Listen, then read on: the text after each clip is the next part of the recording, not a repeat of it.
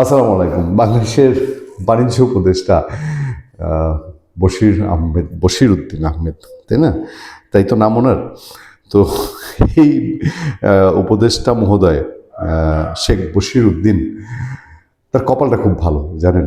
কপালটা ভালো যে উনি একটা অনির্বাচিত এবং জবাবদিহিহীন একটা সরকারের বাণিজ্য উপদেষ্টা। এবং একটা যদি নির্বাচিত সরকারের বাণিজ্য মন্ত্রী হতেন না, তাহলে উনি টের পাইতেন যে বাংলাদেশে কত ধানে কত চাল। এই 15-17 মাসে দেশে কোনো যেহেতু জবাবদিহিতার বিষয় নেই, আপনি কি আনলেন, কি বেচলেন, কি খাইলেন, ওই সয়াবিনের দাম চট করে 15 টাকা লিটারে বাড়াইলেন কিনা, এগুলো কে কারে জবাব দিবে? আর পার্লামেন্ট নাই, সেখানেও জবাব দিতে হয় না, কেউ জনগণেরও প্রশ্ন করার কোনো জায়গা নেই। ফলে বশির আহমেদ সাহেবরা যা ইচ্ছা তাই করেন এবং যেটা মন চায় এটাই তারা বইলা বসেন। আমার সামনে যে ফটো কার্ড সেটা আছে, পদ্মা সেতুর কারণে চালের দাম 20 টাকা বেড়েছে। হায় রে, খুব দুঃখ।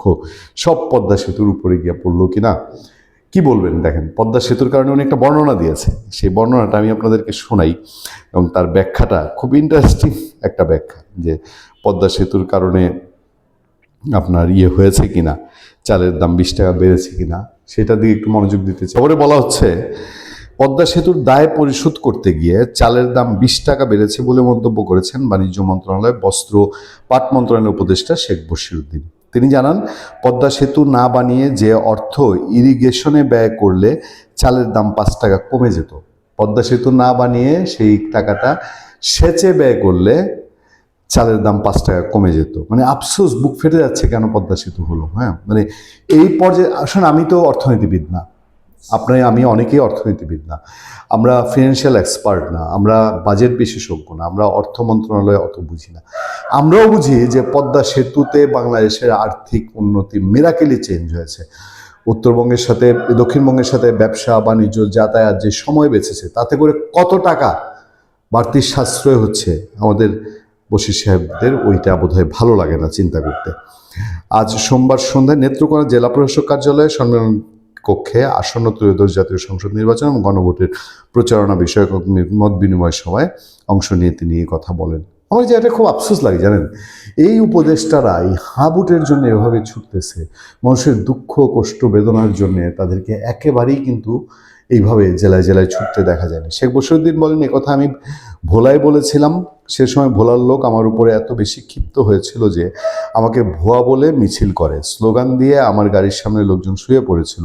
আমি যেটা বিশ্বাস করি সেটা বলি, ব্রিজ বানাবে একটা 22,000 কোটি না 40,000 কোটি টাকা খরচ করে, এই টাকা ইরিগেশনে ভালো ব্যবহার করা যাবে। আমার যদি পদ্মা ব্রিজ না বানিয়ে ওই টাকা দিয়ে যদি ইরিগেশন ব্যয় করতাম, তাহলে চালের দাম 5 টাকা কমে যেত। আজকে 20 টাকা চালের দাম বেড়ে গেছে পদ্মা সেতুর দায় পরিশোধ করতে গিয়ে। আমার অর্থনীতিতে কি লাভ হয়েছে? কি উত্তর দেবেন বলেন? কিছু উত্তর দেওয়ার আছে? তিনি বলেন, আমরা যদি ব্যয়ের উদ্বৃত্ত তৈরি করতে না পারি, তাহলে এ ব্যয় অর্থনীতির জন্য বোঝা আছে। পরে কঠিন কঠিন কথা, সে বাণিজ্যিক কথায় আমরা না যাই। পদ্মা সেতুর উপকারিতার দিক কি তারা চোখে দেখেন না? অর্থনৈতিক উপকারিতার দিকটা তারা চোখে দেখেন না?